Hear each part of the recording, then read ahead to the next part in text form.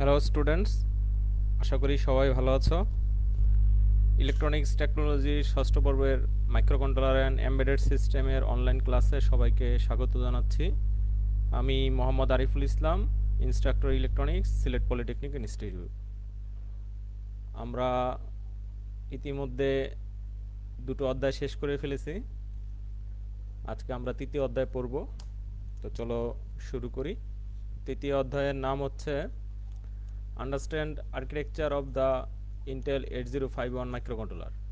অর্থাৎ ইন্টেল 8051 যে মাইক্রোকন্ট্রোলারটা আমাদের এই মানে সাবজেক্টের বিষয়বস্তু, এই মাইক্রোকন্ট্রোলারটার আর্কিটেকচার সম্পর্কে আমরা জানবো। আসলে এই চ্যাপ্টার থেকেই মূল পড়াশোনা শুরু হয়ে যাচ্ছে আমাদের 8051 মাইক্রোকন্ট্রোলারের। এতদিন আসলে আমরা এগুলোর বর্ণনা জেনেছি, ফিচার জেনেছি। তো এখন থেকে হচ্ছে আমরা সরাসরি মাইক্রোকন্ট্রোলারের মূল আলোচনায় চলে যাব। তো প্রথমেই দেখে নিই, চলো সিলেবাসে কি আছে।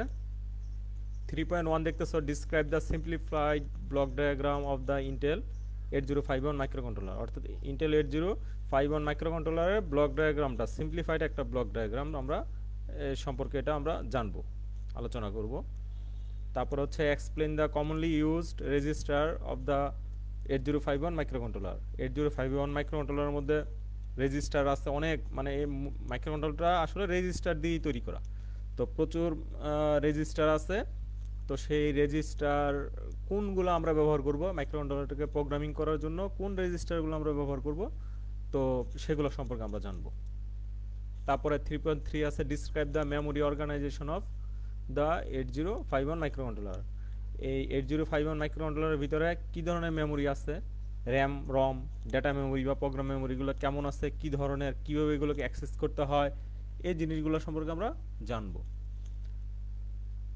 তারপরে হচ্ছে 3.4-এ explain how to use of chip memory with the 8051 microcontroller. অর্থাৎ এর ভিতরে তো মেমোরি তৈরি করে দেয়াই আছে, এর ভিতরে তৈরি করে দেওয়া আছে, এর বাহিরেও আমরা কি অন্য মেমোরি সংযুক্ত করতে পারি, সেই মেমোরি আমরা কীভাবে সংযুক্ত করব সেটা সম্পর্কে এখানে আমরা জানব।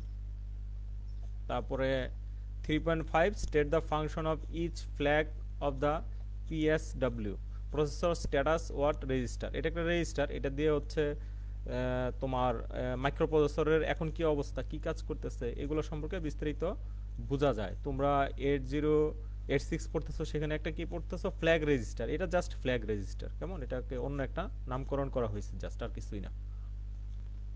তারপরে 3.6-এ পড়বো explain the pin and signal of the 8051 microcontroller. 8051 মাইক্রোকন্ট্রোলারের পিন ডায়াগ্রাম পড়বো, এর বিভিন্ন সিগন্যাল সম্পর্কে জানবো।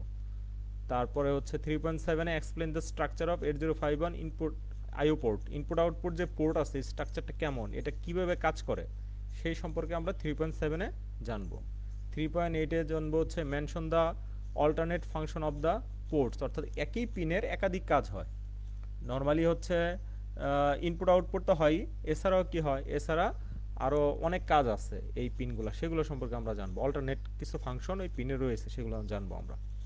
3.9-এ আমরা জানবো describe the clock and reset circuit of the 8051 microcontroller. 8051 মাইক্রোকন্ট্রোলারকে যদি আমরা কাজ করাতে চাই, এটা তো একটা ডিজিটাল সার্কিট। সো ডিজিটাল সার্কিটকে কাজ করাতে চাইলে কি করতে হবে, এর ক্লকের ব্যবস্থা করতে হবে, ক্লক পালসের ব্যবস্থা করতে হবে। তোমরা যেমন এর আগে কাউন্টার পরে আসছো, তারপরে হচ্ছে রেজিস্টার পরে আসছো, শিফট রেজিস্টার, সেগুলোতে কী দেখছো যে ক্লক পালস দিলে পরে কাজ হয়, ক্লক পালস দিলে ডাটা মুভমেন্ট হয়।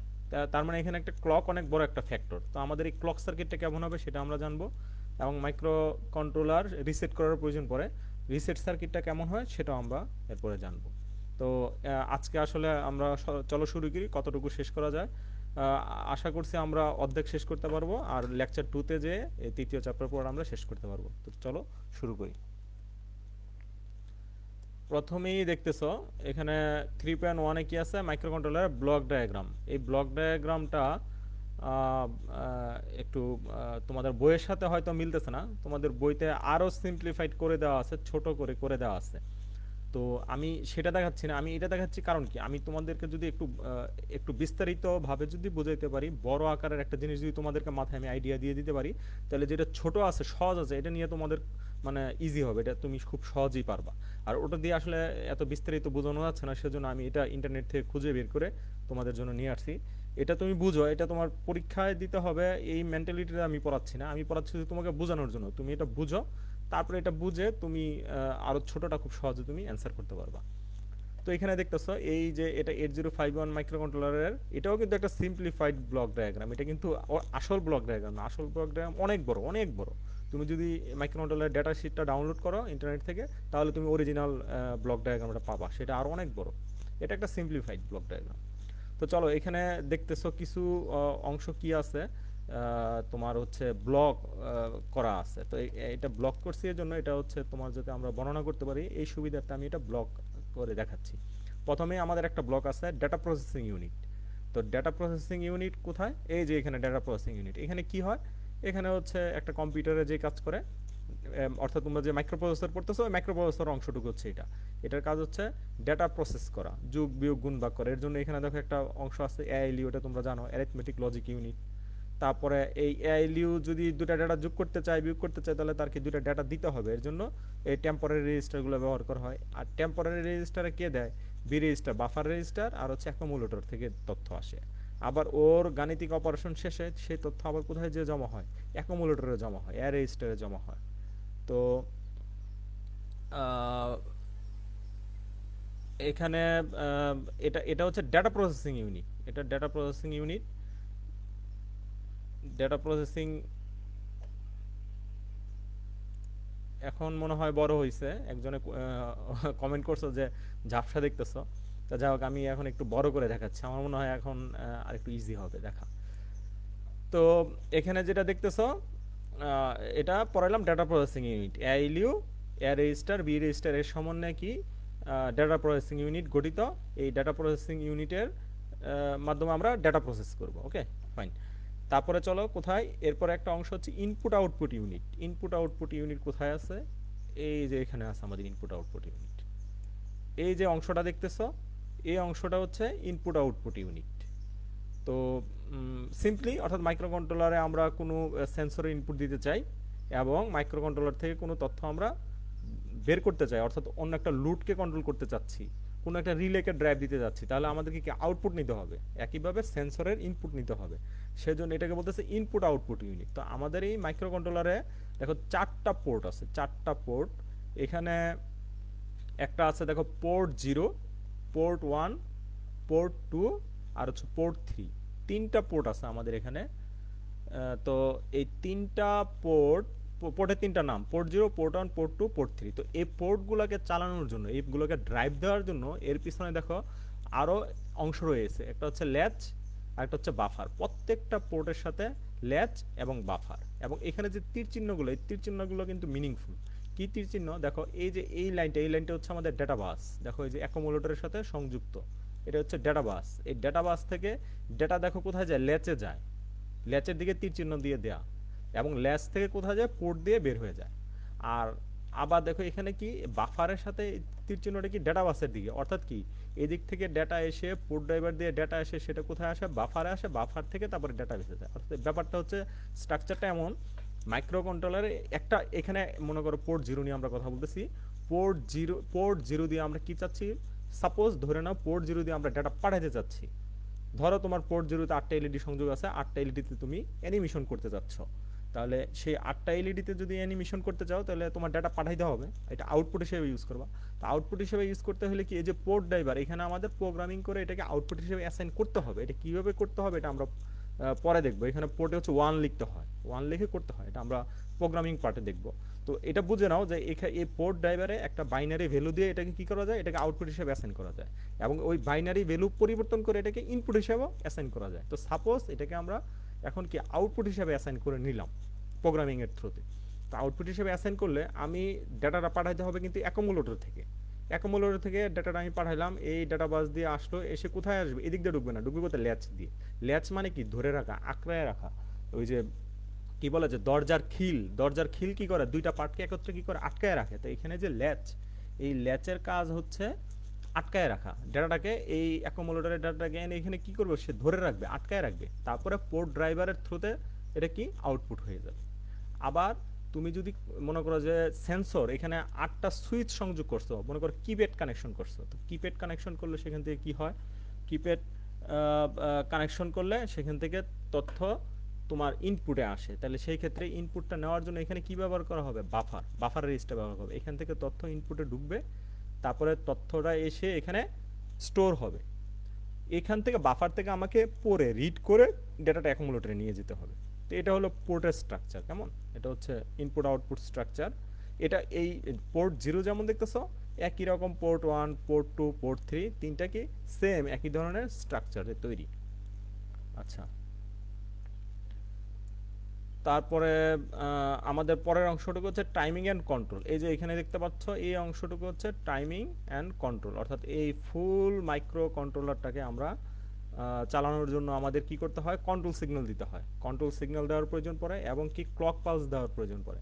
তো ক্লক পালস দিতে হলে ক্লক পালস জেনারেট করতে হবে। তো এখানে হচ্ছে সেই যে ক্লক ওএসসি অসিলেটর, এখানে আমাদের বাইরে থেকে কি করতে হয়, ক্রিস্টাল সংযুক্ত করে এখানে কি ক্লক পালস ডেভেলপ করতে হয়। সেই ক্লক পালসের থ্রুতে এই মাইক্রো কন্ট্রোলারটা পরিচালিত হয়। এখানে এই ক্লক, তো এটা একটা সিঙ্গেল সোর্স ক্লক। এটাকে কি করা হয়, এখানে আরও একটু অংশ আছে টাইমিং। এখানে এই ক্লকটাকে তোমার ডিভিশন করা হয়, প্রয়োজনে মাল্টিপ্লিকেশন করা হয়, করে বিভিন্ন ইউনিটে বিভিন্নভাবে সিগন্যালটাকে দেওয়া হয়, ট্রান্সমিট করে দেওয়া হয়। কেমন, এটা এটার কাজ হচ্ছে টাইমিং অ্যান্ড কন্ট্রোলের কাজ হচ্ছে এটা। তারপরে কি আছে, স্পেশাল ফাংশন রেজিস্টার।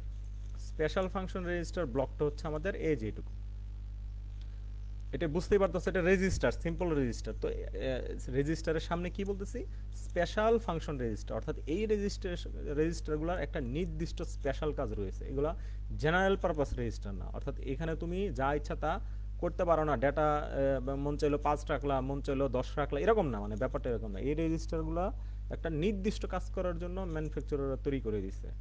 এই রেজিস্টারগুলোর নাম যেমন এখানে আছে পিকন, এসকন, তো এখানে TH0, TH1। তো এইগুলো হচ্ছে টাইমার কাউন্টার আছে, যে টাইমারের যে সে কি করে, সরি টাইমার বললে এই মুহূর্তে তোমরা বুঝবা না, তোমরা হয়তো কাউন্টার বুঝতেছো। তো কাউন্টার কি করে, ক্লক পালস গণে, তাই না? আমরা গত সেমিস্টার পড়ে আসছি। তো এখন একটা কাউন্টার যে ক্লক পালস গুনতেছে, গুনে রেজাল্টটা কোথায় রাখবে, রেজাল্টটা তো এক জায়গায় রাখতে হবে। সেই রাখার জন্য রেজিস্টার, এই যে দেখো এখানে এই দুইটা রেজিস্টার হচ্ছে টাইমার 1 এর জন্য, এই যে TH1, TL1, এই দুটো হচ্ছে টাইমার 1 ব্যবহার করে। আর TL0 আর TH0 এই দুইটা ব্যবহার করে হচ্ছে টাইমার 0। দুইটা টাইমার আছে তো আমাদের, দুইটা টাইমার দুইটা রেজিস্টার ব্যবহার করে। কেন, ডাটা স্টোর করার জন্য। কোন ডাটা, ওই যে ক্লক পালস গণলো, সে যদি 5টা ক্লক পালস গণায় তাহলে এখানে 5 লিখে রাখে। সে যদি 500 ক্লক পালস গণায় তাহলে এই রেজিস্টারের মধ্যে কি 500 লিখে রাখে। আমার যখন প্রয়োজন তখন আমি কি করতে পারবো, ওই তথ্যটা পড়ে নিতে পারবো।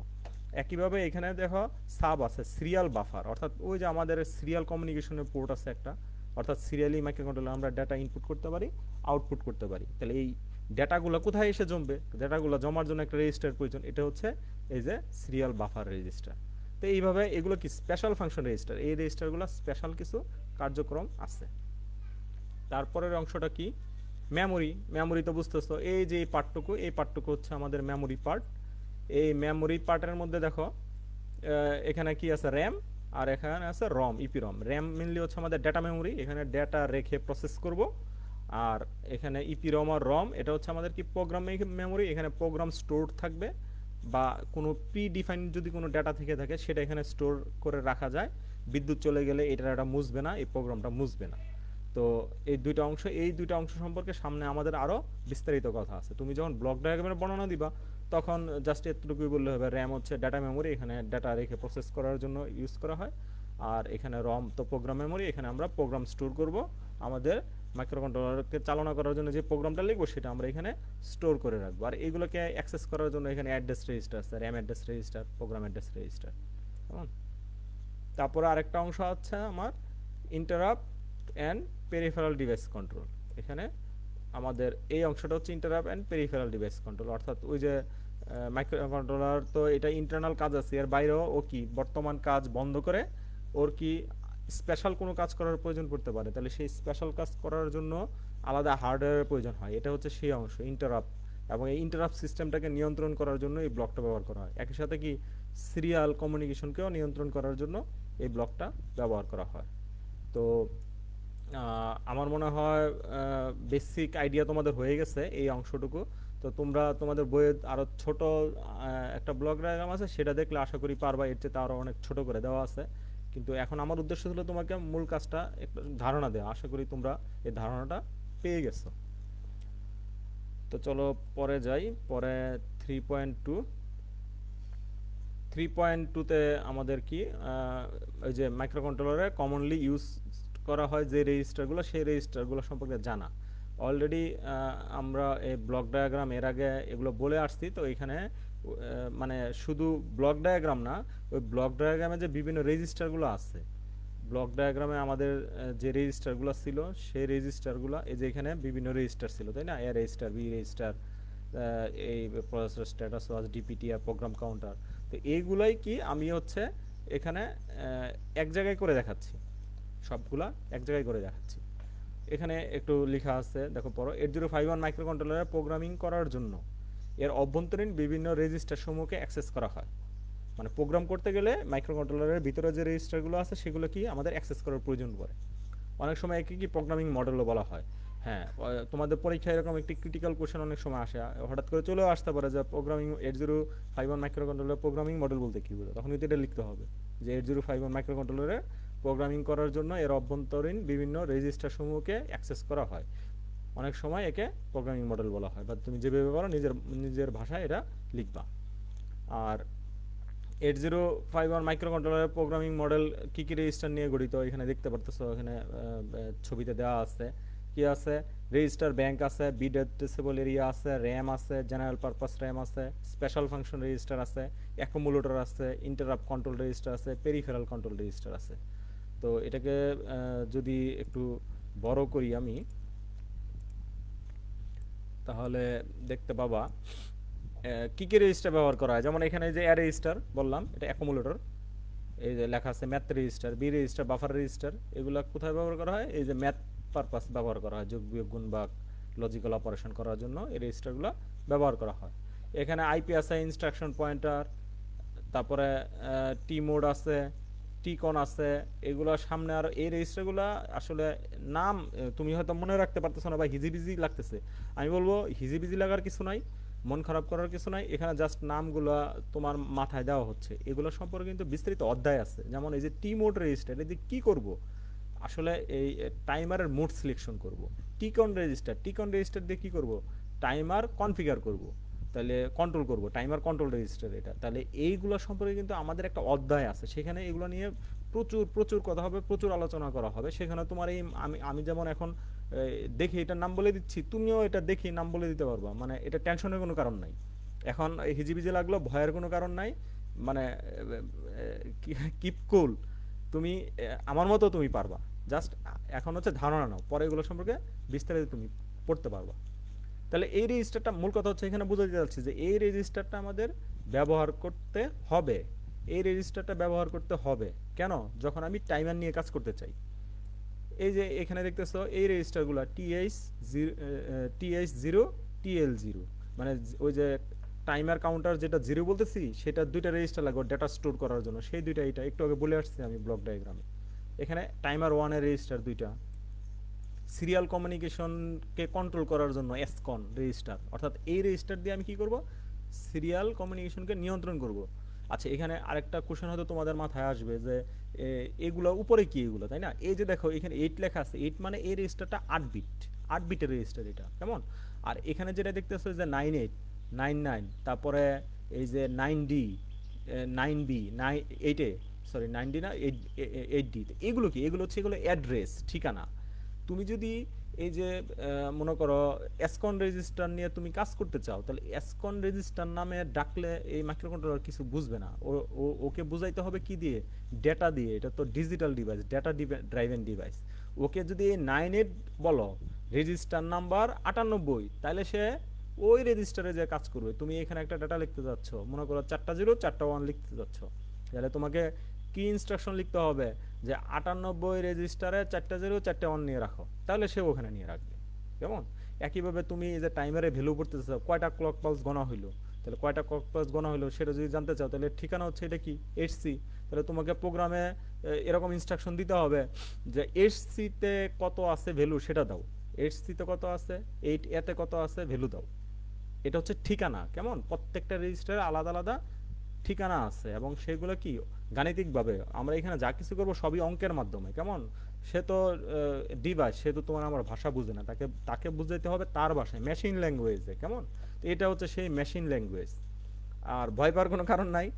অনেকে বলতে পারো স্যার এগুলো কি বসে বসে মুখস্থ করবো? না, মুখস্থ করার কোনো দরকার নাই। আমাদের কি আছে? আমাদের অ্যাসেম্বলার আছে, সফটওয়্যার আছে। সেই সফটওয়্যার এগুলো মুখস্থ করে রাখছে। তুমি আমি কি লিখবো? TH0 লিখবো। TH0 পরিবর্তে যে HC, এটা ওই সফটওয়্যার জানে, এই সফটওয়্যার করে দিবে এটা। সো নো টেনশন, এটা নিয়ে তোমার আমার কোনো টেনশন নাই। জাস্ট আমরা ওভারভিউটা নিয়ে নিই, কেমন?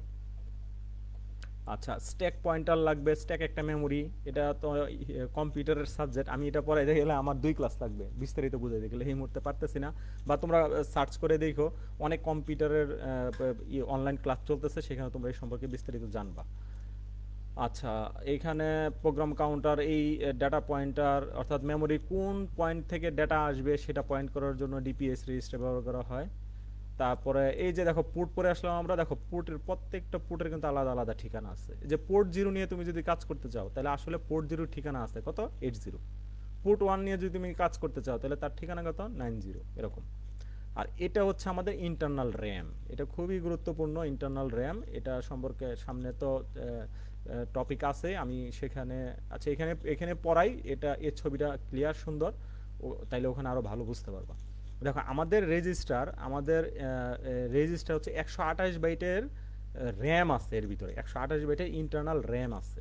তো 128 বাইটের র্যামটা কি কাজে ব্যবহার করা হবে? 128 বাইটের র্যামটাকে বিভিন্ন কাজে ব্যবহার করা হয়। সেই বিভিন্ন কাজগুলোকে কি করা হয়?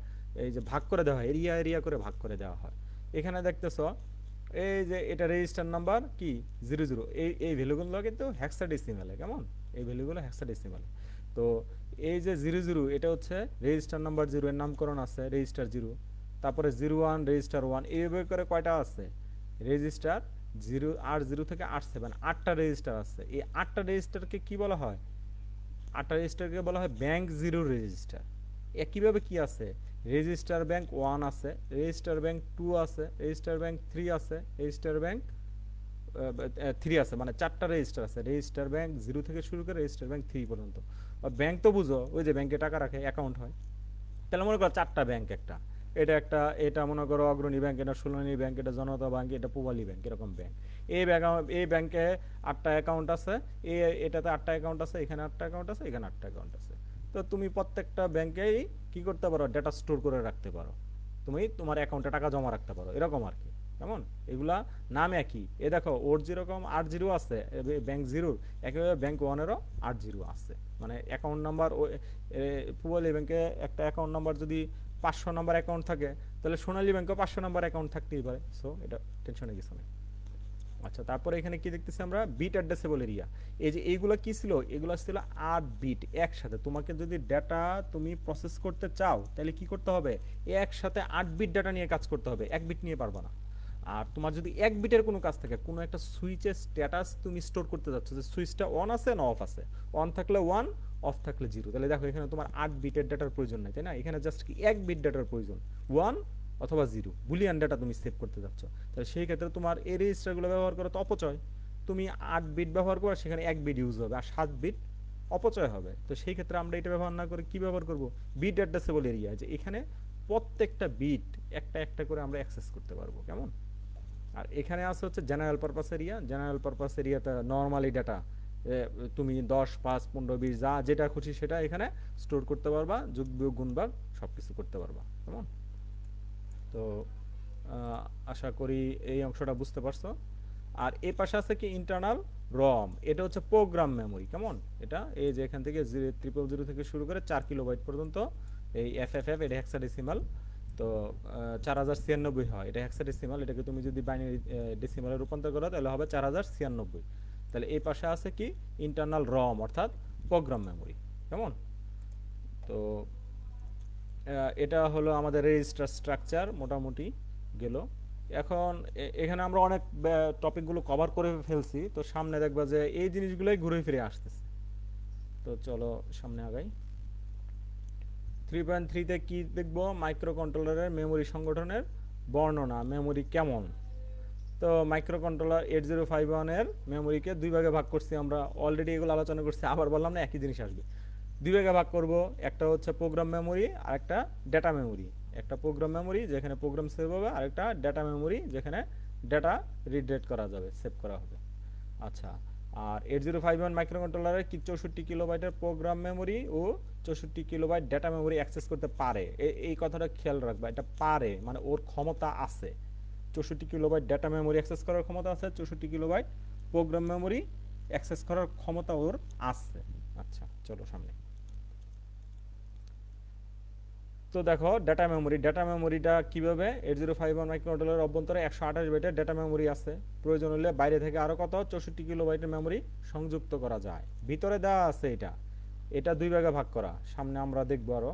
তো এটা দিয়ে যদি তোমার পারপাস সলভ হয়ে যায়, ওকে ফাইন হইলো। কিন্তু তুমি যদি মনে করো যে না তোমার হিউজ পরিমাণ ডাটা ক্যালকুলেশন করতে হচ্ছে, ডেটা প্রচুর, তাহলে সেই ডেটাগুলো যদি প্রসেস করার প্রয়োজন মনে করো, তাহলে কি করবে, বাইরে থেকে আরো এক্সটার্নাল তুমি ডাটা মেমোরি সংযুক্ত করতে পারো, অর্থাৎ র্যাম সংযুক্ত করতে পারো। সেই বাইরে থেকে তুমি কি এটা সংযুক্ত করতে পারো ডেটা মেমোরি, কেমন? আর র্যামের দুইটা অংশ, উপরের অংশ এখানে 00 থেকে এটা কত 7F, এটা হেক্সাডেসিমাল। তো এই অর্ধেক তোমার কি কি করা আছে, 128 বাইট এটা ইন্টারনাল। ওই যে ব্যাংক ট্যাঙ্ক একটু আগে দেখাইলাম, চারটা ব্যাংক আছে, তারপরে জেনারেল পারপাস এরিয়া আছে, বিট অ্যাড্রেসেবল এরিয়া আছে। আর 80 থেকে শুরু করে FF পর্যন্ত এটুকু স্পেশাল ফাংশন রেজিস্টার, ওই যে আগে পড়ে আসছিলাম, টাইমার কন্ট্রোল করার রেজিস্টার, সিরিয়াল কমিউনিকেশন কন্ট্রোল করার রেজিস্টার, ওই যে আলাদা আলাদা পোর্ট কন্ট্রোল করার রেজিস্টার, সেগুলো আছে এখানে।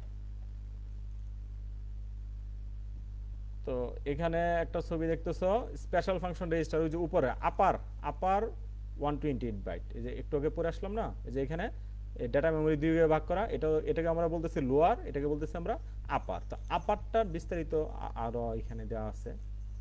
দেখো এই মাইক্রোকন্ট্রোলারের র্যামের উপরের অংশটা কত 80 থেকে FFH পর্যন্ত বিস্তৃত। এই রেজিস্টার সময়ের কাজগুলো কি মাইক্রোকন্ট্রোলার যে তৈরি করছে তারা এগুলো ডিফাইন করে দেয়। এই যে এই রেজিস্টার কি কাজ, এই রেজিস্টারের কি কাজ, এটা মানে আমরা ডিফাইন করব না, এটা এগুলো ডিফাইন করে দেয় ওই কোম্পানি। এই যে এখানে TL1 TL0 এরকম আছে। আচ্ছা, এটা তোমাদেরকে একটু জুম করে দেখাই।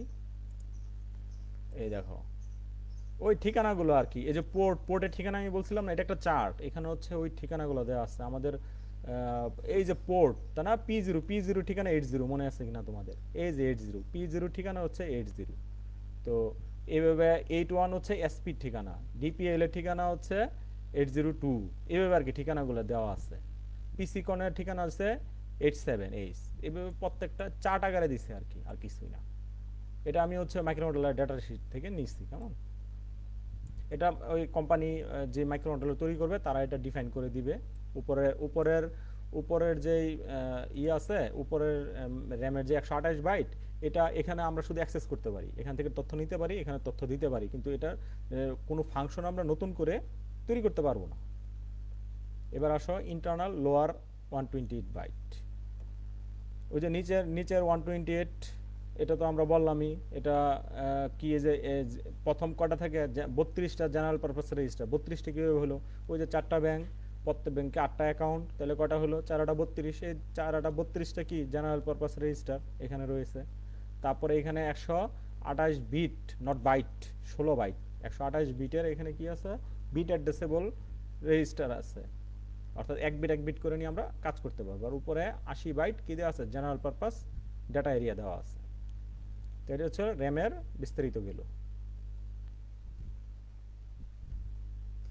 3.4 আমরা কি পড়বো, মাইক্রোকন্ট্রোলারের সাথে বহিস্থ মেমোরি চিপের ব্যবহার কৌশল। ওই যে এতক্ষণ ধরে বলতেছি যে ভিতরে এত আছে, তুমি ইচ্ছা করলে আরো বাহির থেকে এত সংযুক্ত করতে পারো, বারবার বলতেছি। তো এটা কিভাবে সংযুক্ত করব আমরা, সে একটা অপশন এখানে ভিতরে দেওয়া আছে। এবং এই মাইক্রোকন্ট্রোলারের একটা পিন আছে, 31 নম্বর পিন, সেটার নাম হচ্ছে EA, এক্সটার্নাল ইনেবল পিন। এই পিনটা দেখো উপরে বার দেওয়া আছে, অর্থাৎ এটা অ্যাক্টিভ লো। তো এটাকে যদি আমরা ভিসিসিতে সংযোগ করে রাখি, তাহলে কি আমার প্রোগ্রাম মেমোরির প্রোগ্রামটা শুরু হবে কোথা থেকে, 00 থেকে, অর্থাৎ ইন্টারনাল যে 4 কিলোবাইট মেমোরি আমার এই মাইক্রোকন্ট্রোলারের ভিতরে তৈরি করে দেওয়া আছে, সেখান থেকে প্রোগ্রাম শুরু হবে, এখান থেকে প্রোগ্রাম রিড করা শুরু হবে, কাজ করতে শুরু করবে এখান থেকে। তারপরে যদি তুমি বাহির থেকে সংযুক্ত করো, তারপরে সেখান থেকে পড়া শুরু, অর্থাৎ আমাদের মাইক্রোকন্ট্রোলারের ভিতরে যেই মেমোরি আছে 4 কিলোবাইট, সেটা থেকে প্রোগ্রাম কাউন্ট শুরু করবে। আর যদি বলো না আমি ভিতরের 4 কিলোবাইট ব্যবহার করব না, আমি বাইরে থেকে বড় একটা ব্যবহার করব। ওকে ফাইন, সেটা যদি করতে চাও তাহলে তোমাকে এই পিনটাকে কি করতে হবে, অ্যাক্টিভ লো পিন, এটাকে গ্রাউন্ড করে দিতে হবে। এটাকে গ্রাউন্ড করে দিলে মাইক্রোকন্ট্রোলার বুঝবে যে ইন্টারনাল এখান থেকে আর এখন আমার প্রোগ্রাম কাউন্ট করা যাবে না। আমার যে বাইরে থেকে যে 60 কিলোবাইটের একটা মেমোরি লাগানো হয়েছে সেটার যে প্রথম অ্যাড্রেস, সেখান থেকে আমি ডাটা মানে ডাটা না সরি প্রোগ্রাম রিড করা শুরু করবো। অর্থাৎ এখান থেকে প্রোগ্রাম এক্সিকিউশন করবে, ইনস্ট্রাকশন এখানে যেগুলো স্টোর করা থাকবে সেগুলো এখান থেকে এক্সিকিউশন করতে করতে করতে করতে যাবে। ক্লিয়ার? বাইরে থেকে আমরা মেমোরি কানেকশন করার কৌশল এটাই। ইএ পিনটাকে ভিসিসিতে দিলে হচ্ছে ইন্টারনালটা করবে, আর যদি গ্রাউন্ডে দেয় তাহলে শুধুমাত্র এক্সটার্নালটা করবে। 3.5টা হচ্ছে এখানে আমাদের এই micro processor sorry micro controller. এই মাইক্রো কন্ট্রোলার কীভাবে মানে মাইক্রো কন্ট্রোলার তো কাজ করে, ওর তো একটা ডেটা প্রসেসিং ইউনিট আছে, এআইএলইউ আছে, তাই না? তাহলে এআইএলইউটা এক এক সময় এক এক ধরনের কাজ করে। তাহলে এআইএলইউটা কখন কি কাজ করতেছে, আচ্ছা আমার এইটা অনেক বড় একটা টপিক, কেমন ডেটা প্রসেসিং করলে এটা এক এক সময় এক এক ধরনের হয়, ডেটা কারণে এই রেজিস্টারে এক এক রকমের স্ট্যাটাস হয়। তো আমার মনে হয় যে আজকে আমরা আর এটা কন্টিনিউ করতে পারবো না, আমাদের ক্লাসের সময় শেষ হয়ে গেছে। আসলে বিস্তারিত পড়াইতে গেলে একটু সময় লাগে যদি ব্যাখ্যা করতে হয়। স্লাইড শুধু স্লাইড নির্ভর হইলে হয়তো সময় লাগতো না, কিন্তু আমি তো তোমাদের স্লাইডের বাইরে আসলে অনেক তথ্য দিতে চাচ্ছি, চেষ্টা করতেছি বোঝানোর জন্য, সেজন্য এত অল্প সময় আসলে হয় না। তো আজকে মনে হয় আর না বাড়াই, সময় শেষ হয়ে গেছে। তো আজকে লাইভ ক্লাসে অংশগ্রহণ করে ক্লাসটাকে তোমরা ইন্টারেক্টিভ করছো, সেজন্য সবাইকে ধন্যবাদ জানাচ্ছি। সকলের সুস্থতা কামনা করছি। আগামী ক্লাসে সবাই অংশগ্রহণ করবা এই প্রত্যাশা ব্যক্ত করতেছি। আবারও সেই প্রত্যাশা, আমরা করোনাকে জয় করবই এবং সুস্থ হব সবাই ইনশাল্লাহ, বাংলাদেশে জয় হবেই। সবাইকে ধন্যবাদ।